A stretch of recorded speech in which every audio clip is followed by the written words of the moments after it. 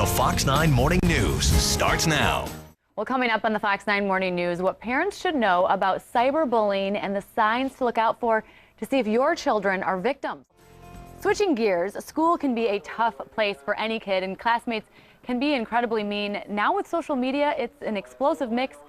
And we're talking, of course, about cyberbullying. Statistics show 95% of children ages 12 to 17 are online almost constantly, tweeting, posting photos on Instagram, updating their Facebook pages, and sending, of course, those Snapchats. In 2013, 52% of students reported being cyberbullied, and 90% say they have witnessed it. And joining us this morning is Megan Alama, a clinician with Minneapolis Washburn Center for Children. Good morning. Thank you for coming in. So in the news here, we often hear about the worst case scenario when these cases get to suicidal levels. Yeah. What have you seen firsthand? Well, I think that what we see as clinicians at Washburn especially are kids and families who are stressed by a lot of different factors, one of which is certainly cyberbullying. So kids are experiencing stress at home and at school because of things that are happening online, and it's contributing to their overall stress loads, which contribute to lower incidence of resilience and mental health. And those statistics that we mentioned right off the bat are staggering. 90% say they've witnessed it, but you said a lot of the statistics also show that they don't tell their parents. That's exactly right.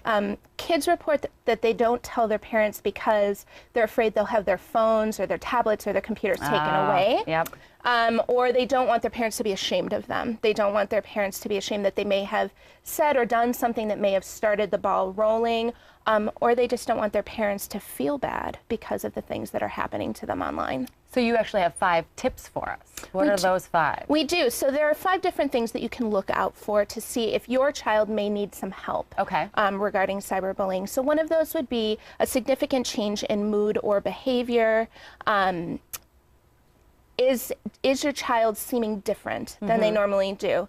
They may be staying up all night, watching on their social media sites and experiencing bullying that way. They may be avoiding or skipping school or avoiding friends that they used to have, and you're not quite sure what happened. You may find that they are secretive or feeling shame about their social media presence, and you may find that they just overall seem like a different kid than they have recently. And it would be a drastic change. You would be seeing, you would be seeing a change for your child. And, you know, as parents, you are the experts in your children. Right. If you feel like something might be wrong, it's time to have a conversation. So what are parents to do? Because social media is not going anywhere. It's no matter how young or old your child is, they're growing up with it. It's true, and we are seeing younger and younger kids experiencing this kind of intimidation and harassment online. 5, 6. Really? As young as 5? Definitely. Never would imagine. So what's the parent to do? So the first thing that a parent needs to do is have an open and honest conversation with their child about what is going on. The best time to have a conversation about cyberbullying is before there's a crisis. Right. So you're working to prevent your child from being impacted by cyberbullying by letting them know they can talk to you about it. Parents can also talk to their child's school, see if there are policies in place that prevent this kind of behavior from being acceptable, even if it's off school time. A lot of kids have iPads or computers from school. Cyberbullying violates the terms of use on those devices. So this school can be helpful, and you could speak with an administrator or social worker or counselor at the school.